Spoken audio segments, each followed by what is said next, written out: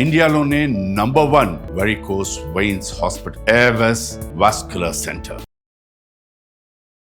అందరికీ నమస్కారం. నా పేరు మాధురి. మీరు చూస్తుంది సుమన్ టీవీ నెట్వర్క్. ప్రస్తుతం మనతో పాటు ఉన్నారు motivational speaker, psychologist, life coach, అలాగే ఆస్ట్రాలజర్ హరి రఘుప్రియ గారు. నమస్తే అమ్మా. నమస్తేనన్నా. అమ్మ, ఈ మధ్యకాలంలో మనకి ఐవీఎఫ్ సెంటర్లు వీధికి ఒకటి చొప్పున బాగా వెలిసిపోయాయి. అండ్ అలానే చాలా మంది ఏంటంటే సరోగసీ కూడా ఇదే బెస్ట్ కదా అని చెప్పేసి వెళ్తున్నారు ఆప్షన్కి కూడా.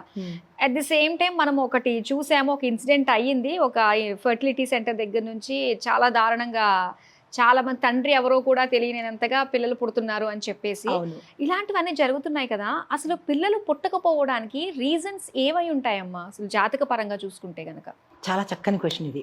అయితే పిల్లలు పుట్టకపోవడానికి 3 రకాల ప్రధాన కారణాలు. ఒకటి జాతక పరంగా, రెండోది వాళ్ళ వస్త్రధారణ వేషభాషలు పరంగా, మూడోది ఏంటంటే వాళ్ళకి ఆహారపు అలవాట్లలో కూడా పిల్లలు పుట్టకపోవడాలు ఉంటాయి. మొదటిది జ్యోతిష్యపరంగా చూసినట్టయితే కనుక ఏ వ్యక్తికి దంపతులకి ఇద్దరిలో ఎవరికైనా సరే కుజుదోషం కానీ లేదా కాలసర్పదోషం కానీ లేదా పితృదోషాలు కానీ ఉంటే పిల్లలు పుట్టకపోవడం అనేది జరుగుతుంది, భార్యకైనా భర్తకైనా. తర్వాత రెండోది ఏంటంటే ఆహారపు అలవాట్లు తీసుకున్నట్టయితే కనుక వాళ్ళ ఆహారంలో కొన్ని రకాల పదార్థాలు మన శరీరం తీసుకోబడనది, దాని ఇంపాక్టు పురుషులకైతే స్పర్మ్లోను, ఆడవాళ్ళకైతే ఓవరీస్లోను, గర్భసంచిలోను ఇంపాక్ట్ పడుతుంది. ఆ ఇంపాక్ట్ ఎప్పుడు పడుతుంది అంటే ఒక ఆడపిల్ల కానీ మగపిల్లడు కానీ 15 ఏళ్ళు దాటిన తర్వాత నుంచి అప్పుడు అవయవాలన్నీ ఒక మార్పుకి గురి అవుతూ ఉంటాయి. ఆ సమయం నుంచి గ్రోత్ డెవలప్మెంట్ జరుగుతూ ఉంటుంది. ఆ సమయంలో ఇవాళ రేపు యూత్ పిల్లలు ఇంకా 10 నుంచి లెక్క పెట్టుకోవాలి, ఎర్లీ ప్యూబర్టీస్ కూడా వచ్చేస్తున్నాయి. ఎందువల్ల వస్తున్నాయంటే ఇంట్లో ఆహారపు అలవాట్ల వల్ల, బయట ఫుడ్ తినడం వల్ల, ఈ రకరకాల కల్తీల వల్ల, వీళ్ళు టైంకి ఒక హైజెనిక్గా లేకపోవడం వల్ల, పేరెంట్స్ సరియైన ప్రాపర్ కేర్ తీసుకోకపోవడం వల్ల ఈ ఎర్లీ ప్యూబర్టీ అనేది వచ్చేస్తుంది. ఈ ఎర్లీ ప్యూబర్టీలోనే మరొక ప్రధాన కారణము చిన్నపిల్లలు ఎక్కువగా ఈ ట్యాబ్లు కానీ ఈ మొబైల్స్ కానీ చూడడం వల్ల ఆ తాలూకా రేడియేషను ఈ పిల్లల్లో పడిపోయి తొందరగా మెచ్యూర్ అయ్యే అవకాశాలు ఎక్కువ కనబడుతున్నాయి. ఓకే. అయితే తల్లిదండ్రులు లీస్ట్ బోదాడు కనేస్తున్నారు, వదిలేస్తున్నారు అంతే. వాళ్ళని పట్టించుకోవట్లేదు, వాళ్ళు అసలు ఏం చేస్తున్నారు, వీళ్ళు ఏం పెడుతున్నారు అనేది కూడా చూసుకోవడం మానేశారు. అయితే ఆ ఇంపాక్ట్ ఏంటంటే అది ఎవరికైనా ఆహారపు అలవాట్లలో పిల్లలకి సరే, తల్లులు 15 ఏళ్ల తర్వాత పెరిగే ఏజ్లో నుంచే పీసీఓడీస్ కానీ, గర్భసంచి పూర్తిగా డెవలప్ అవ్వకపోవడం కానీ, అవన్నీ మనకి ఇంటర్నల్ ఉంటాయి, బయటకు తెలియదు కదా. ఎదిగిన తర్వాత మ్యారేజ్ చేసేస్తారు. మ్యారేజ్ చేసిన తర్వాత మాకు పిల్లల సంతానం కలగలేదు అని చెప్పి వీళ్ళు మరి ఇదే లెవెల్లో ఆ పిల్లవాడు కూడా డ్రగ్స్కి, ఎర్లీ ఏజ్లోనే 15 ఏళ్ళ అబ్బాయికి డ్రగ్స్కి అలవాటు పడతాడు, సిగరెట్లు, తర్వాత తాగుడు, ఇలా అన్ని రకాల వ్యసనాలతోనూ 15 ఏళ్ల నుంచి ఆ పిల్లవాడు ఎదుగుతూ వస్తున్నాడు. ఇక్కడ ఈ అబ్బాయి ఎదుగుతున్నాడు, ఇక్కడ ఈ అమ్మాయి ఎదుగుతోంది. ఇద్దరు కలిసి మ్యారేజ్ చేసుకోవాలంటే ఒక అబ్బాయి ఒక అమ్మాయిని కాదు, గర్ల్స్ బాయ్స్ వివాహం చేసుకునే సమయానికి ఇద్దరిలోనూ అవయవ లోపాలు ఉంటున్నాయి. అది ఇంటర్నల్గా ఈ అబ్బాయికి ఏమో స్పర్మ్ తగ్గిపోవడము, ఈ అమ్మాయికి ఏమో పీసీఓడీస్ రావడము, ఎర్లీ ప్యూబర్టీ జరగడము, ఇలాంటివన్నీ కారణాల వల్ల, ఆహారపు అలవాట్ల వల్ల. తర్వాత ఇదొక ప్రాబ్లం. అయితే వస్త్రధారణ కూడా ఇంకొక అడ్వాంటేజ్ ఏంటి అంటే టైట్ వస్త్రాలు వేసుకోవడము, అతి లూజు అతి టైట్. లూజ్ కూడా పనికిరాదా? ఎక్కడ టైట్ ఉండాలో అక్కడే టైట్ ఉండాలి. ఓకే, కొంతవరకు మాత్రమే, దానికి కూడా ఒక లిమిట్ ఉన్నది అంతే తప్ప మొత్తము అంటే కడుపు దగ్గర నుంచి కాళ్ళ వరకు టైట్ బట్టలు వేసుకుంటే మగవాళ్ళైనా ఆడవాళ్ళైనా ఇబ్బంది, అంటే సంతానానికి ఇబ్బంది. ఎందుకంటే ఈ పొట్ట భాగము, నాభి కింది భాగం అంతా ఒత్తుకుపోయి ఎక్కడ ఏది అవయవము పూర్తిగా విస్తరించుకోవాలో అది విస్తరించుకోకపోవడం వల్ల, దానిలో టాక్సిక్ చేరడం వల్ల ఏమవుతుందంటే ఇది సంతానానికి అర్హత కోల్పోతుంది. ఇది ఆహార వ్యవహారాలను బట్టి, అలవాట్లను బట్టి. ఇప్పుడు ఆడపిల్లలు కూడా చక్కగా మీ అంటే మీ డి అన్నట్టుగాను వీళ్ళు సిగరెట్లు తాగేస్తున్నారు, వీళ్ళు డ్రగ్స్ తీసుకుంటున్నారు, వీళ్ళు తాగుడు మందులు అన్నీ ఉన్నాయి, లేట్ నైట్లు తినడాలు తాగడాలు అన్నీ ఉన్నాయి. మరి ఎంతకాలము వీళ్ళు ఈ లేట్ నైట్లు ఈ తినడాలు తాగడాలు పబ్బులు గబ్బులు చేస్తారు?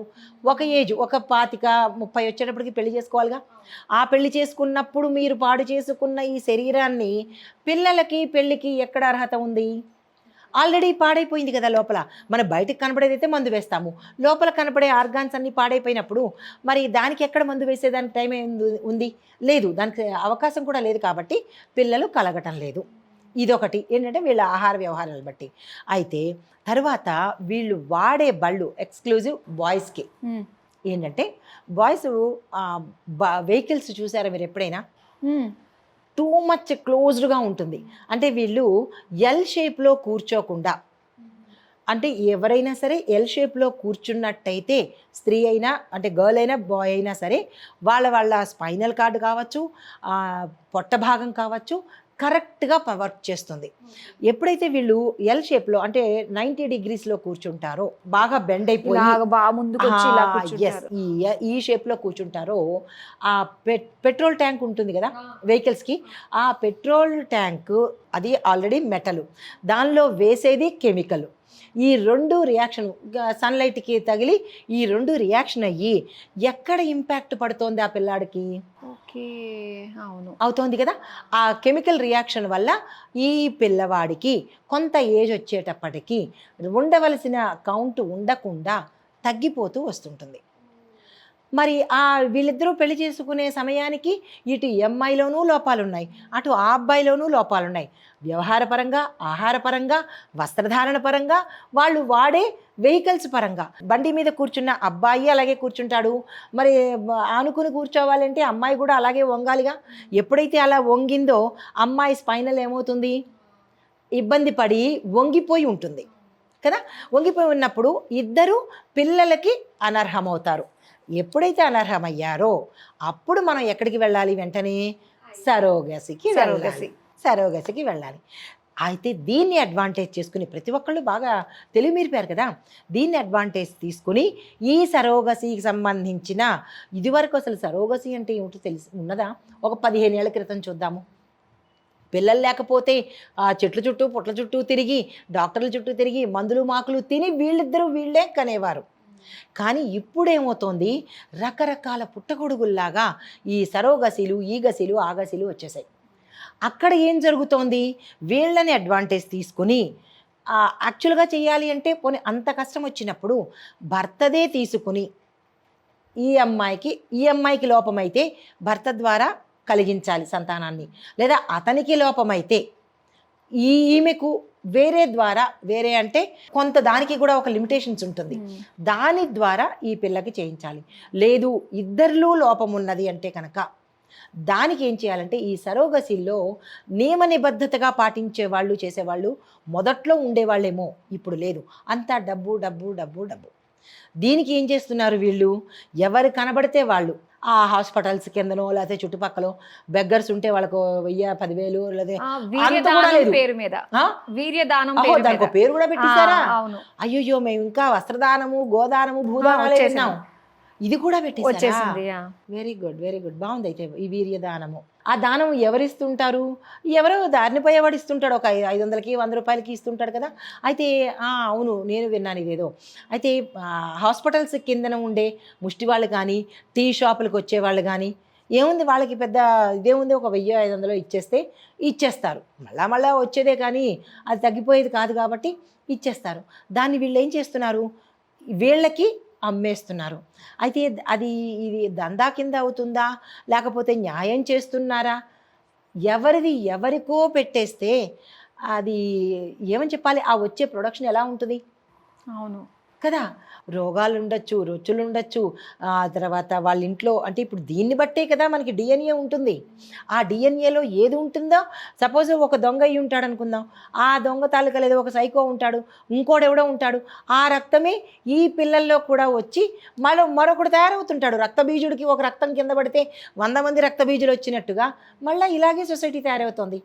అంటే ఇక్కడ ఎక్కడ లోపం అవుతోంది అంటే ఈ ఐవీఎస్ సెంటర్లు నడిపే వాళ్ళ తాలూకా అనైతికత వల్ల ఈ ప్రమాదాలు వస్తాయి.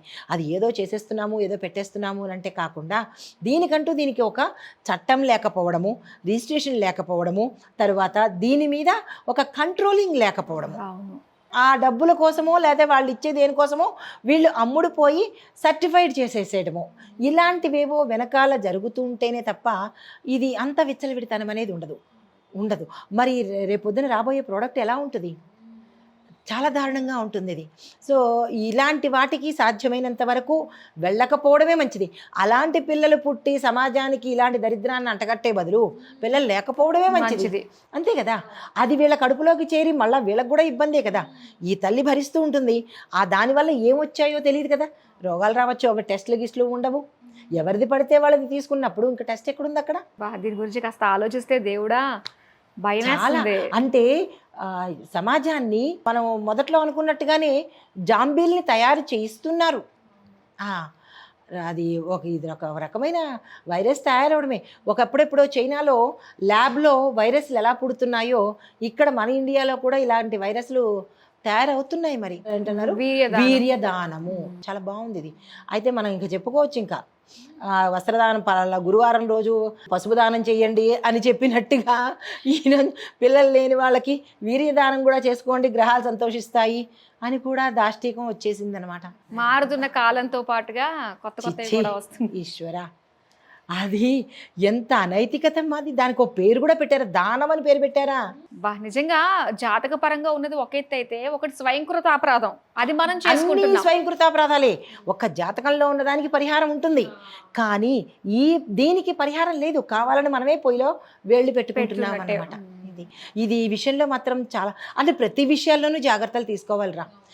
ఈ విషయంలో జాగ్రత్తలు ఏంటంటే పిల్లలు పుట్టిన భార్యాభర్తలు ముందు నుంచే వాళ్ళ తల్లిదండ్రులు ఏం చేయాలి అంటే కొంత పర్యవేక్షణ పెట్టుకోవాలి. మా పిల్లాడు ఏం చేస్తున్నాడు, మా పిల్లాడికి ఎలాంటి బండి కొనిపెడుతున్నాము, వాడి బట్టలు ఏమిటి అనేది తండ్రి చూసుకోవాలి.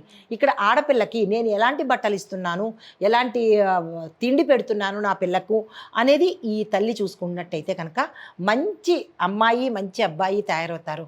వాళ్ళిద్దరూ పెళ్లి చేసుకుంటే జాతకరీత్యా ఏదైనా దోషాలు ఉంటే తల్లిదండ్రులు చేయించుకుంటే మంచి సంతానము వస్తుంది. అది మన సమాజానికి మంచి జరుగుతుంది. ఏదైనా అంతే కదా, మన నెక్స్ట్ జనరేషనే కదా. ఇప్పుడు ఇంత బాధపడుతున్నాను అంటే ఇప్పుడు నాలాంటి వాళ్ళు చాలామంది బాధపడుతున్నారు. వాళ్ళు చెప్పుకోవడానికి అవకాశం లేదు. ఈ తరం అయిపోయిన తర్వాత నెక్స్ట్ తరం ఎలాంటిది ఉంటుంది? అది ఎవరికి వాళ్ళే జాగ్రత్తలు తీసుకోవాలి.